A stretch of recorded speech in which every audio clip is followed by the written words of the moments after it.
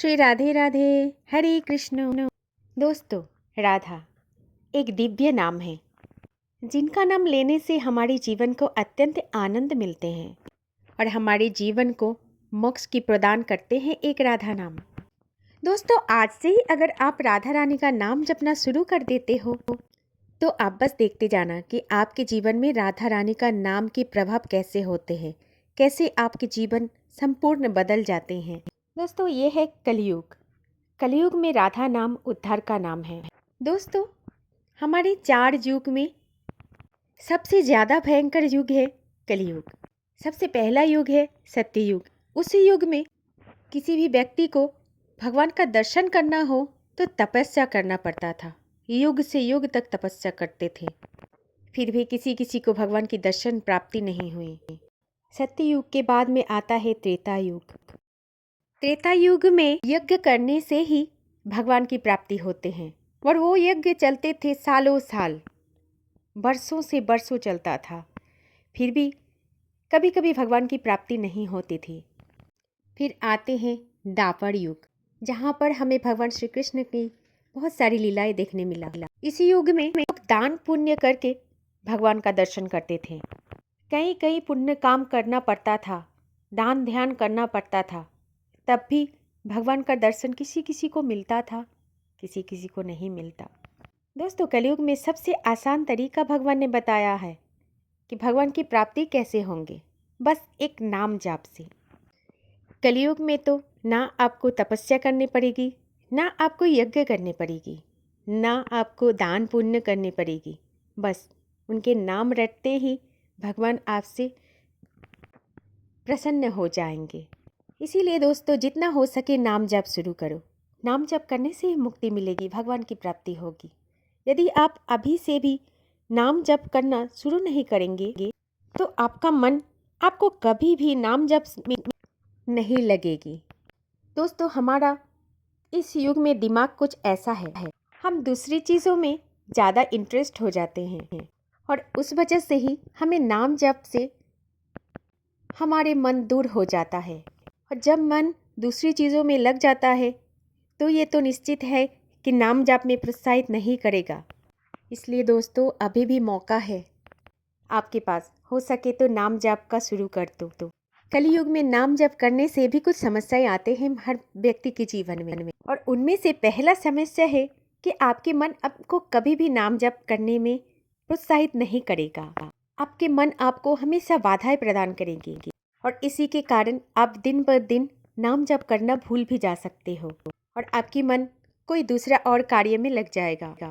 लेकिन आपको क्या करना है, मन को एकत्रित करना है श्री राधा रानी के प्रति, या फिर आपको जो भी भगवान प्रिय है उनके प्रति।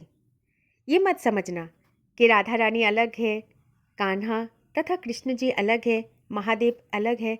कोई अलग नहीं है, सब एक ही है।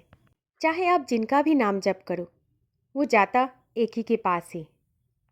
लेकिन ऐसी दुविधा में कभी मत रहना कि हम दूसरे भगवान के नाम जप करेंगे तो दूसरे भगवान तुष्ट होंगे। ऐसा नहीं होता है। बस हमें शुरुआत करनी है। चाहे आप किसी भी देवी या देवता की उपासक हो, आप उसी के नाम जप करो।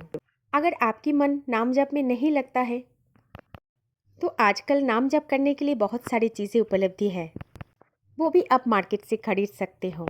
लेकिन नाम जप आप सभी को जरूर करना है, आपके मन की शांति के लिए। चाहे आप लिखित जाप करो, चाहे आप मुख से उच्चारण करके करो, चाहे आप मौन होके करो। आप अगर ज़्यादा नाम जप नहीं कर पा रहे हो तो 108 ही बार कर लो, लेकिन नाम जप करो। क्या ना दोस्तों, तो कलयुग में हमारी मन ही सबसे बाधा है। वो अच्छे कामों के लिए हमेशा बाधा देते हैं और बुरे काम के लिए हमेशा प्रोत्साहित करते हैं। हमें बस मन की गलत भावनाओं को पराजित करके मन को भगवान की ओर लगाना है। कभी मौन बैठ के अपनी जीवन की ओर देखो। अगर आपकी भगवान के प्रति निष्ठा नहीं है तो ये काम कर सकते हो और सोचो कि जितने जीवन हम जीते आए हैं उसमें से हमें क्या मिला। कुछ भी नहीं, ऐसा ही सुनने पाओगे अपने आप को। लेकिन एक बार नाम जप करना शुरू कर दो तो आपको भगवान मिल जाएंगे, तो सब कुछ परिपूर्ण हो जाएगी आपके जीवन में। क्योंकि दोस्तों, ये कलयुग है, यहाँ कोई साधना या तपस्या नहीं चलेगी। यहाँ बस नाम जप चलेगी।